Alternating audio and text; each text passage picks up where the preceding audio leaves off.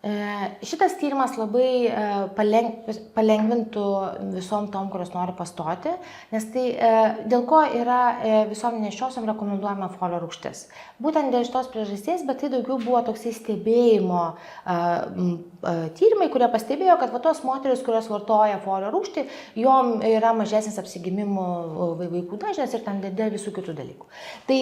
dėl to